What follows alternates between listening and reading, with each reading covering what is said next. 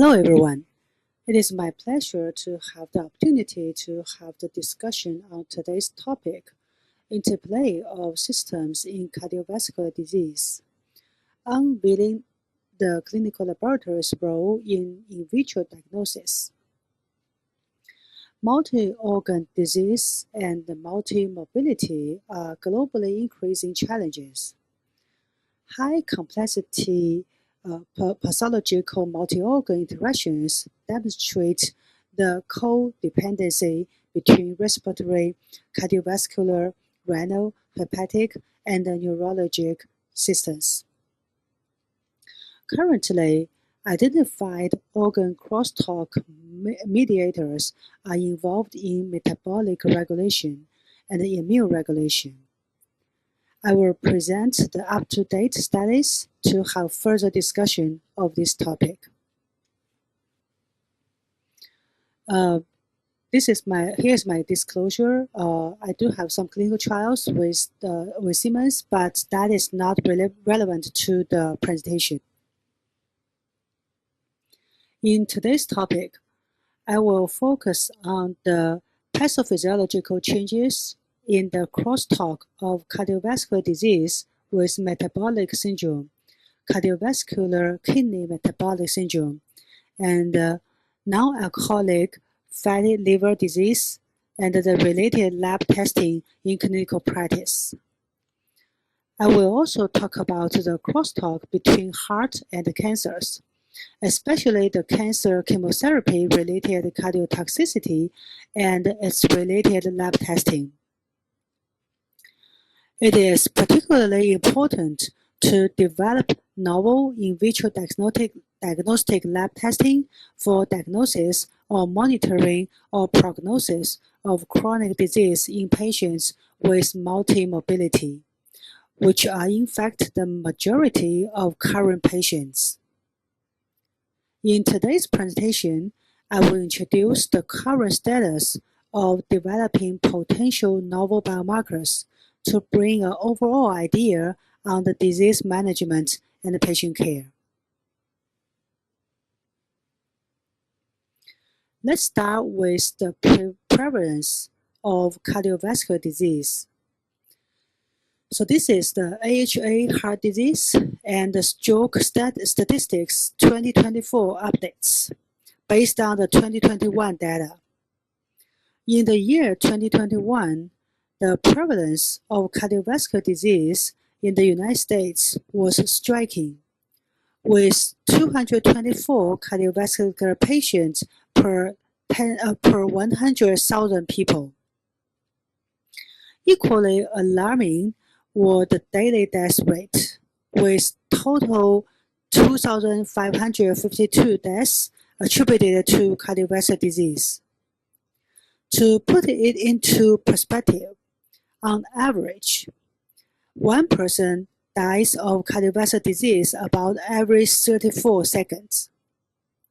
This data emphasized the significant impact of cardiovascular disease on the population, highlight the urgent need for awareness, prevention, and effective healthcare intervention in this health issue.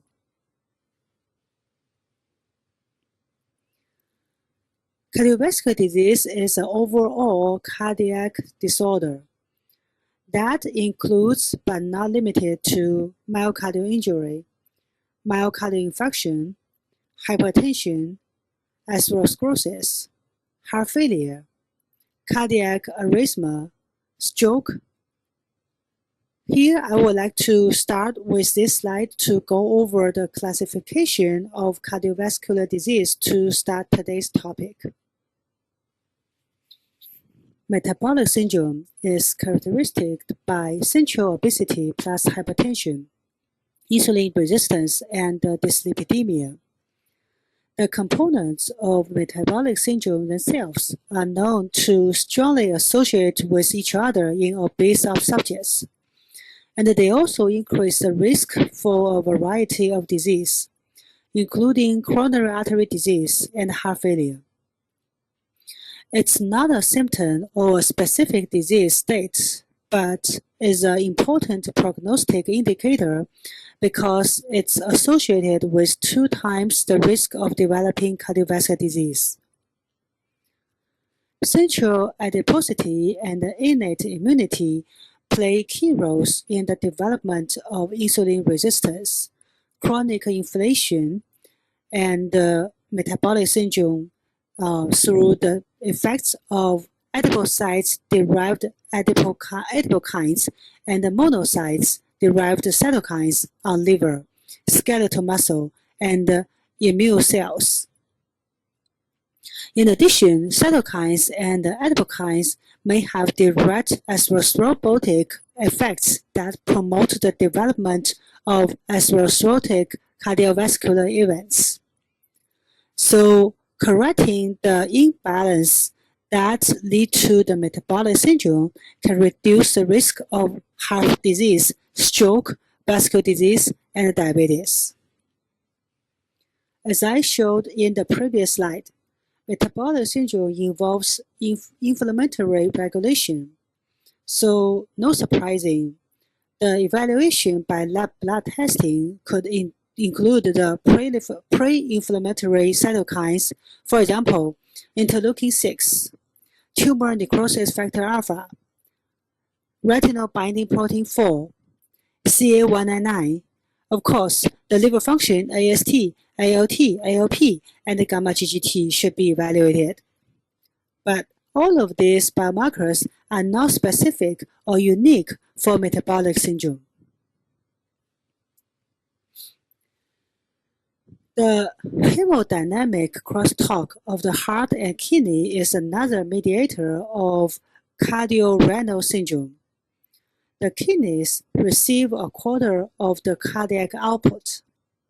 So changes in cardiac output and the systematic hemodynamics cooperate renal perfusion, which is via prerenal hypoperfusion, activation of the renin-angiotensin-aldosterone system, and fluid retention. Clinical studies showed that the incidence of increasing serum creatinine concentration in patients with acute heart failure and also reduced systolic function.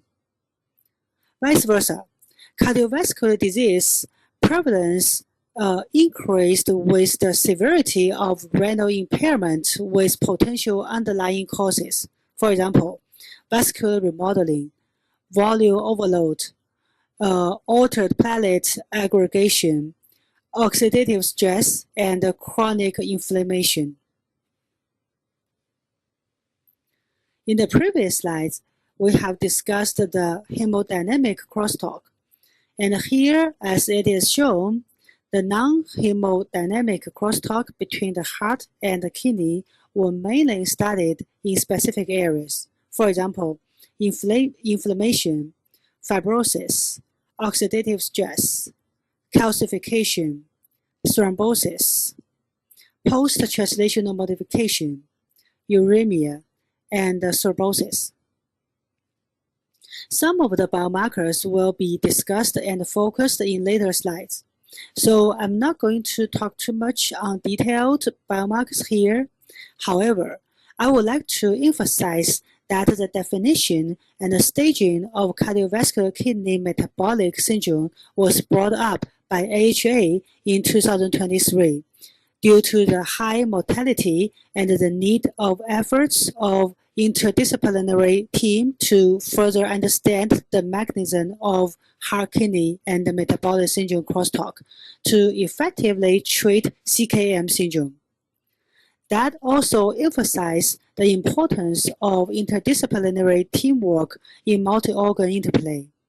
I will discuss CKM syndrome in the next slide.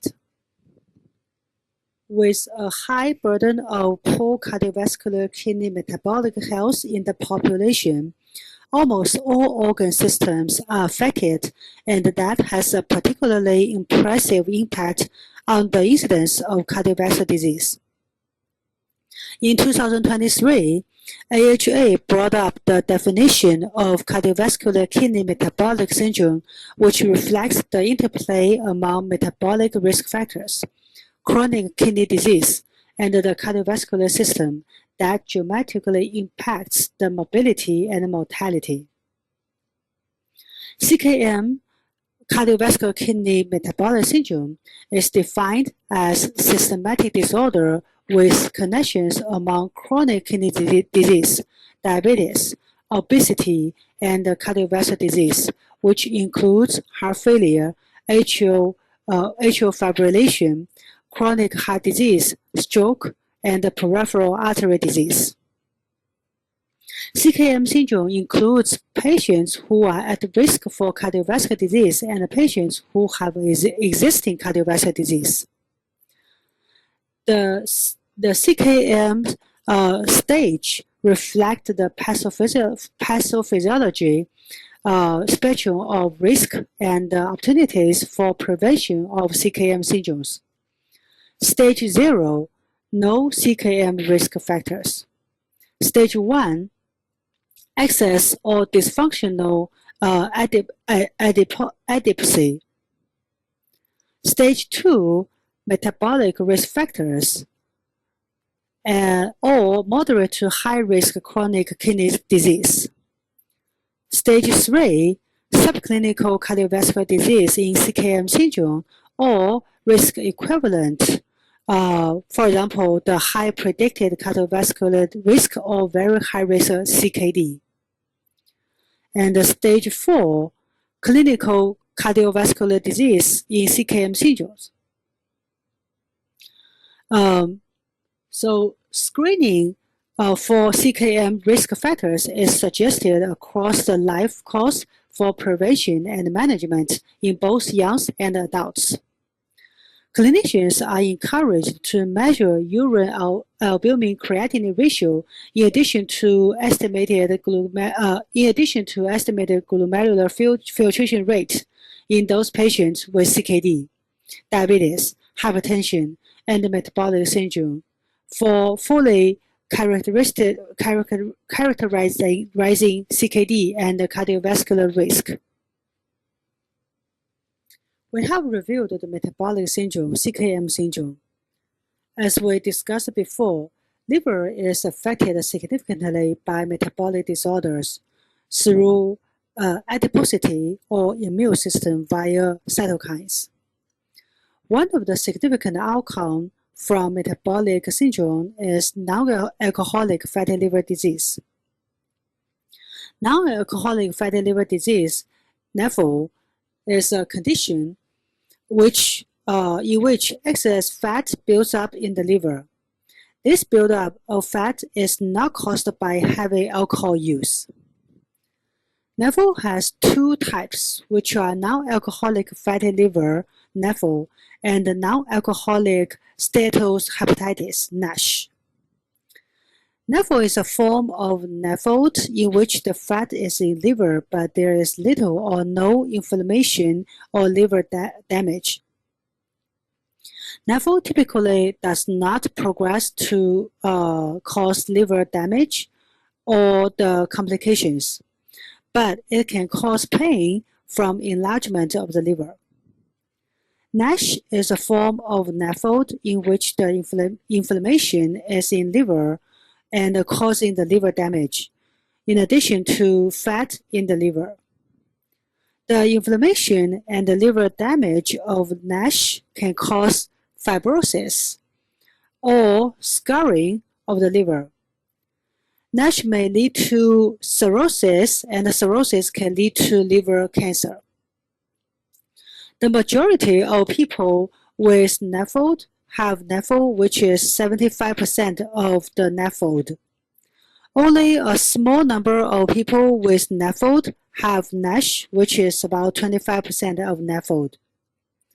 About 20% of NASH patients will develop fibrosis, and some of them can, of course, progress to the very end of stage, which is cirrhosis. The prevalence of NAFLD. In a large prospective study of asymptomatic and mainly middle-aged Americans. The MR-based method was used to determine the prevalence of NAFLD, and the liver biopsy was used to determine the prevalence of NASH. So 38% of the cohort had NAFLD with highest prevalence in those individuals with obesity and diabetes. And 14% of the cohort had NASH. In the NASH patient, 37% had NAFLD and 35% had diabetes. NAFLD is recently renamed as Metabolic Dysfunction Associated Steatotic Liver Disease, MASLD. Apparently, NAFLD is one of the metabolic disease. So what are the pathophysiologic mechanisms linking NAFLD and the metabolic syndrome? There is overlap among the risk factor for the metabolic syndrome and the NAFLD, but patients can develop the metabolic syndrome without NAFLD and vice versa. We have reviewed metabolic syndrome and discussed the disorders in metabolic disease. Now, I would like to discuss the association between metabolic disorders and the liver. NAFLD is more common in people who have obesity, and NAFLD is found in up to 75% of people who are overweight and in more than 90% of people who have severe obesity. NAFLD is also common in people who have the condition that may be related to obesity, for example, type 2 diabetes. Studies reported that about 1/3 to 2/3 of type 2 diabetes people have NAFLD. The mechanism of the development of NAFLD are not completely clear, but it's likely involved in a combination of increased the free fatty acid and possible decreased lipid oxidation in the liver. Other factors, for example, the adipokines and the inflammation are also associated with NAFLD. But here, I focus more on insulin resistance since this is a major cause of NAFLD.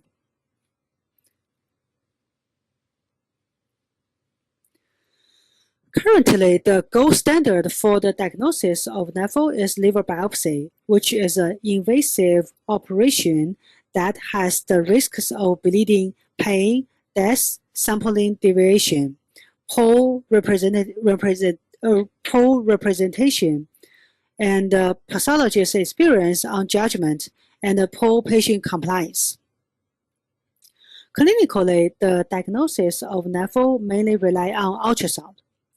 However, ultrasound has a low sensitivity in obese patients and is not good for large-scale population screening. So the current difficulties in the early diagnosis of NAFLD limits the implementation of early treatment plans, and it might miss the best time for treatment.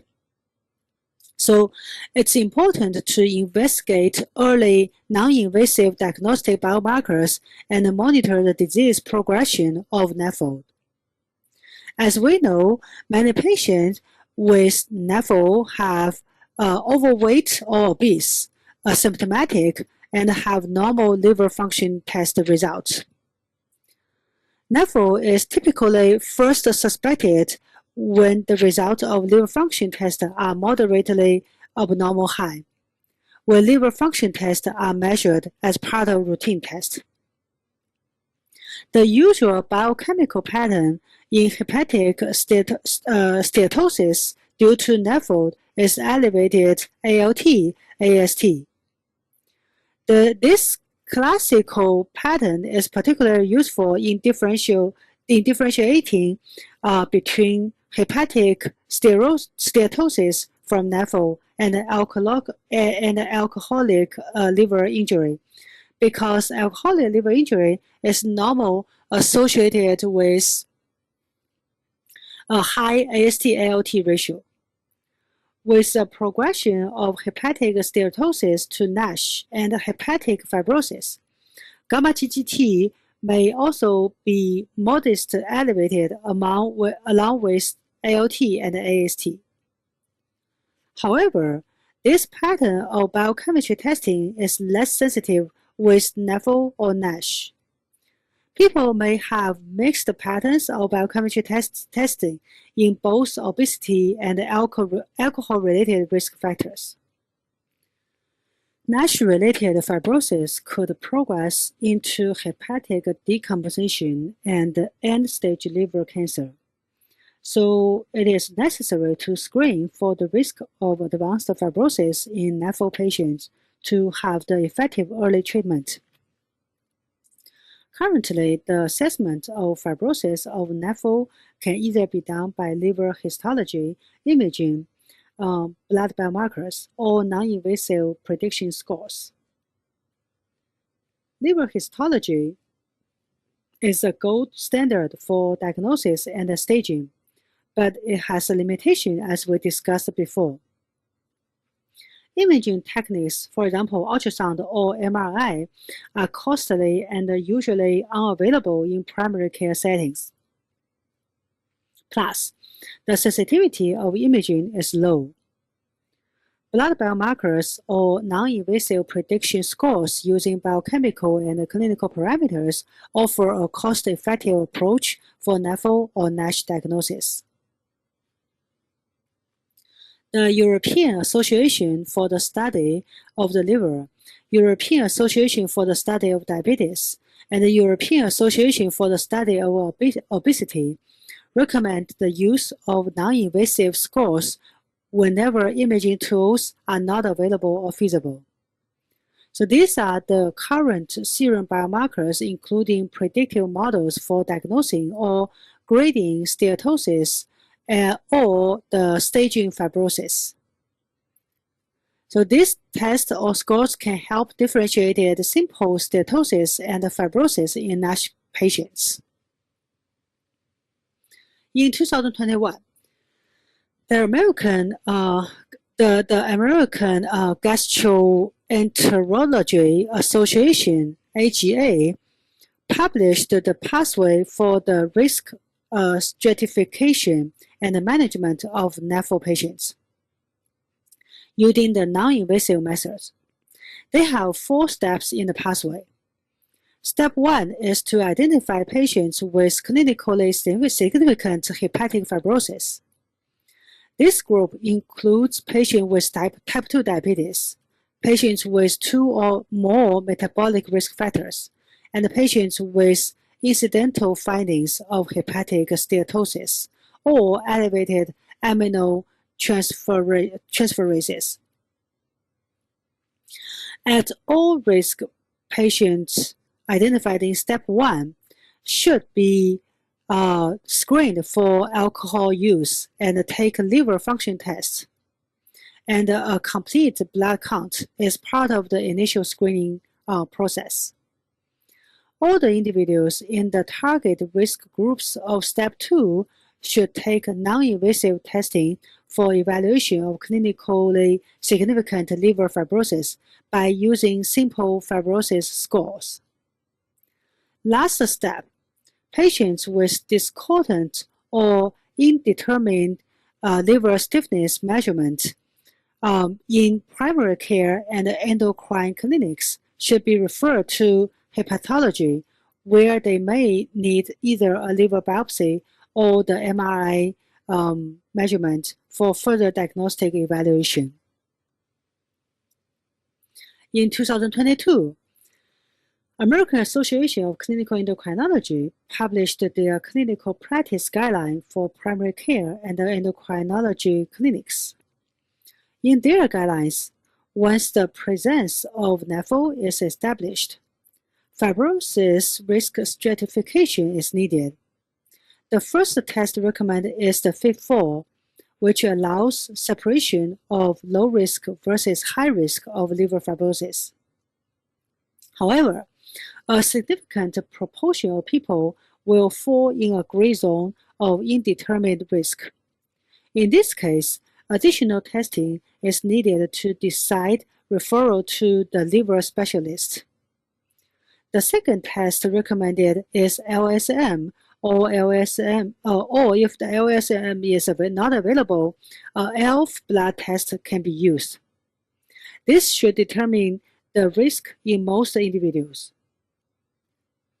With this pathway, people with a low risk of cirrhosis will be managed in primary care or endocrinology clinics, and people with indeterminate to high risk of liver fibrosis will be referred to the liver specialist. In 2023, AGA published a recommendation on the non-invasive biomarkers for NAFLD.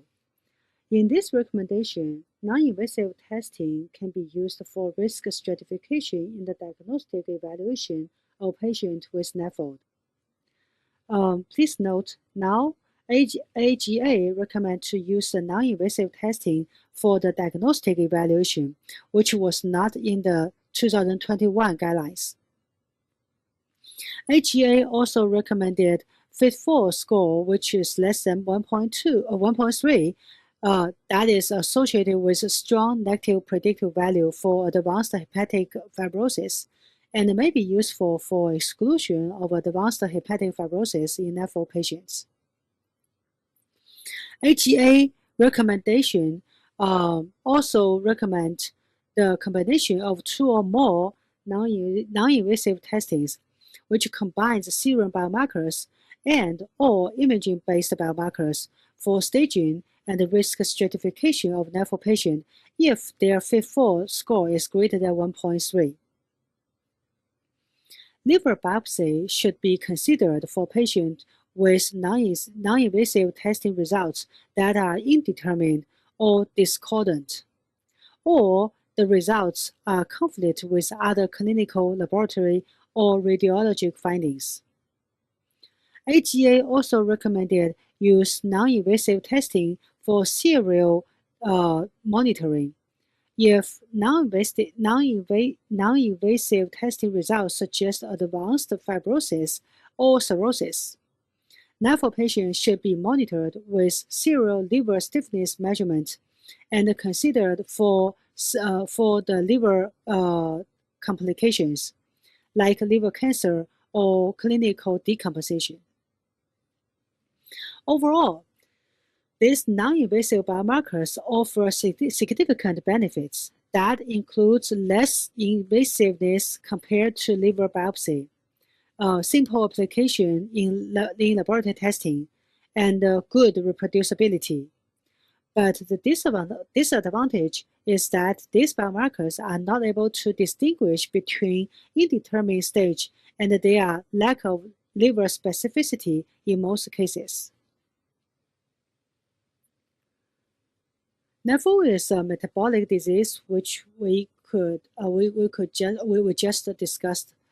But the most common death or morbidity of NAFLD patient is cardiovascular disease, which is one of the focus today.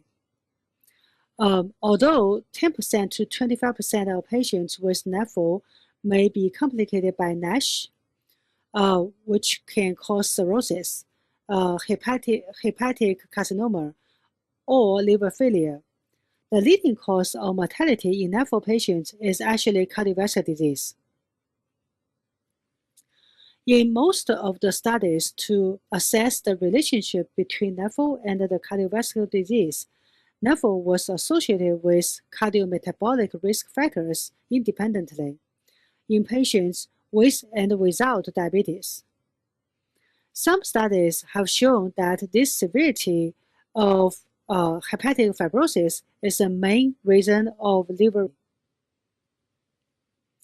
In a cohort of patients with indication for coronary angiography, where there was a high prevalence of NAFLD, which was 58%, and a higher probability of significant coronary stenosis in NAFLD versus non-NAFLD patients, which was 84.6% versus 64.1%, which resulted in higher rate of percutaneous coronary invasion or PCI in NAFLD patients, which was 68% versus 43.4%.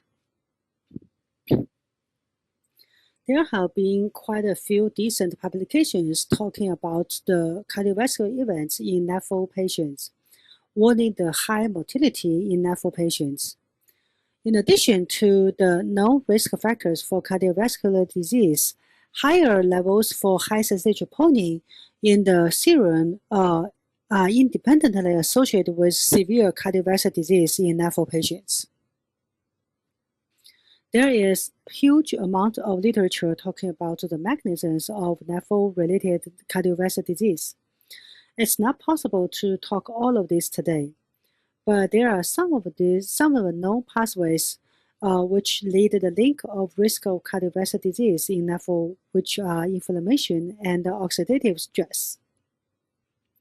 This is a really nice study with clinical data from the Framingham Heart Study. This study looked into multiple markers of inflammation and oxidative stress.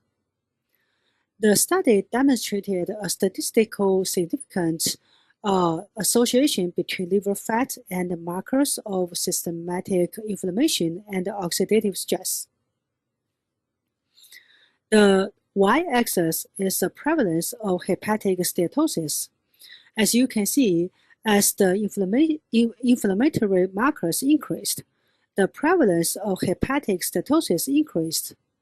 For participants with an inflammatory index of 0, the prevalence of hepatic steatosis was 3%, while for participants with an inflammatory index of 5, the prevalence of hepatic steatosis was 44%. A study reported the serum levels of high-sensitivity CRP were significantly elevated in the NASH patients compared with in the simple steatosis patient, mild fibrosis, and advanced fibrosis NASH patient. In addition, serum CRP level with increased severity of hepatic fibrosis was noticed. In the study, they looked at biopsy in the samples of NASH patients and graded the stage of fibrosis. What you can see here is that as the hepatic fibrosis index increased, the more elevated high-sensitivity CRP levels in serum in this patient.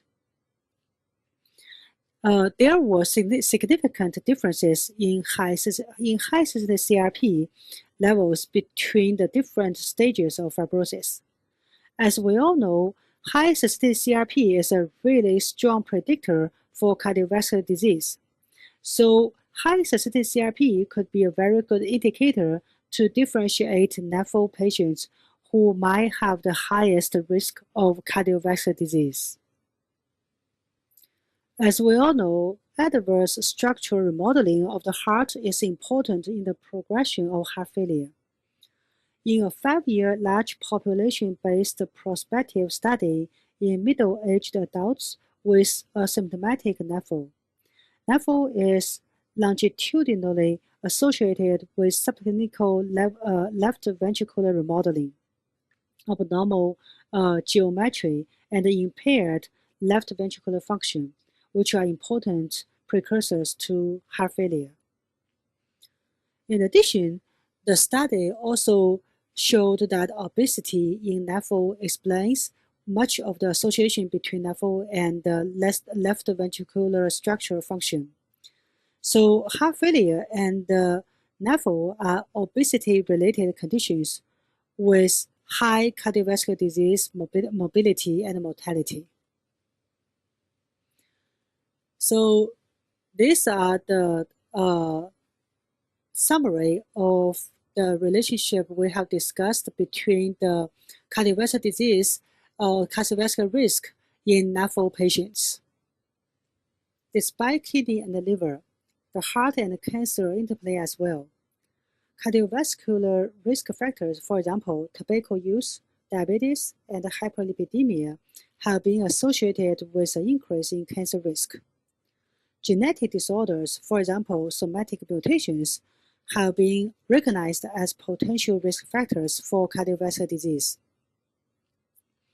Fundamental biological mechanisms like chronic inflammation that contribute to both conditions that also drive the association between heart and cancers.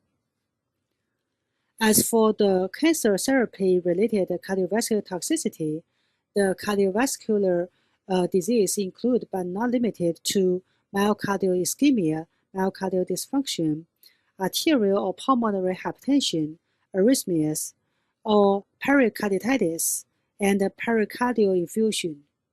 I will discuss that in the next slide with more details. The cancer therapy-related cardiovascular toxicity risk is a dynamic variable that changes through the pathways of care, and it's affected by several conditions, which include age, cancer history, pre-existing cardiovascular disease, and previous cardiotoxic cancer therapy. The cancer therapy-related cardiovascular toxicity risk changes during and after treatment based on the type, dose, frequency, and the duration of oncology treatment. Pre-existing cardiovascular risk factors, cardiovascular disease, or previous cancer treatment may increase the degree of acute and long-term cardiovascular toxicity risk. In 2022, European Society of Cardiology published the first guidelines about the cancer therapy-related cardiovascular toxicity. In this guideline, cardiac biomarkers, for example, troponin and BNP, should be measured in patients at risk of cancer therapy-related cardiac dysfunction, and the results should be interpreted according to the patient clinical status, type of cancer treatment, and kidney function, along with the baseline EKG, and the cardiac imaging test to complete the baseline cancer therapy-related cardiovascular toxicity evaluation. For the baseline clinical cardiovascular disease evaluation, physical examination, EKG, should be performed in all of the cancer patients who are scheduled for chemotherapy with potential cardiotoxicity of the drugs. In addition, based on the degree of risk and the classification of the recommendation, the transthoracic echocardiography, BNP or NT-proBNP, cardiac troponin should also be evaluated to have the baseline information of cardiovascular disease assessment. There has also been interest in other novel biomarkers in cancer therapy-related cardiovascular toxicity risk stratification before cancer treatment. So this includes the biomarkers listed here. Currently, there's no evidence to support routine measurement of these novel biomarkers, and more research is required. Despite the European Society of Cardiology guidelines, which suggest the cardiac biomarkers are one of the lab approaches for the assessment of chemotherapy-related cardiotoxicity, other guidelines like the European Society of Medical Oncology, ESMO, the American Society of Echocardiography, ASE, and the European Association of Cardiovascular Imaging, EACVI, and the American Society of Clinical Oncology, ASCO, also recommend to include cardiac biomarkers as one method for cardiovascular disease assessment. There are a few cardiovascular biomarkers. Two of the most well-established biomarkers in clinical practice, which is BNP or NT-proBNP, and cardiac troponin T or troponin I. Both BNP and NT-proBNP are today referred to as a gold standard of biomarkers for heart failure. And both cardiac troponin T or I are referred to as a gold standard of biomarkers for myocardial injury. Other common but predominantly less specific heart failure-related biomarkers are listed in the table. In the clinics, they are usually monitored by antibody-based methods. The current antibody-based methods for detecting cardiac biomarkers have limitations. As we have discussed the CKM syndrome in the earlier presentation, an important challenge is the interpretation of tests using high-sensitive troponin I antibodies showing the high level of troponin I in patients with chronic kidney disease. This is not a surprising finding because CKD patients commonly have coronary artery calcium deposits with elevated mortality. In a study which evaluated the serum cardiac troponin I levels in 4,726 patients, 19 of them had renal impairment. And 1 year after testing, patients with cardiac troponin I levels greater than 99 percentile had a greater risk of myocardial infarction or cardiac-related deaths. But the question is, if the elevation of troponin levels happen due to an increase in the release from cardiomyocytes or due to impaired renal animation. This would be a very good project to understand the detailed mechanism of connection in a cardiorenal syndrome. So in summary, organ crosstalk is a complex, dynamic, and multidimensional biological interactions. Currently, identified organ crosstalk mediators are involved in metabolic regulation or immune regulation in cardiovascular disease. Most of the current in vitro diagnostic biomarkers in clinical lab are not as specific as expected in the diagnosis and the prognosis of cardiovascular syndrome. New techniques for the detection of new biomarkers might be promising or specific in personalized and precision medicine for cardiac disorders. End of my presentation. I really appreciate your attendance. And if you have any questions, feel free to reach me out. Thank you.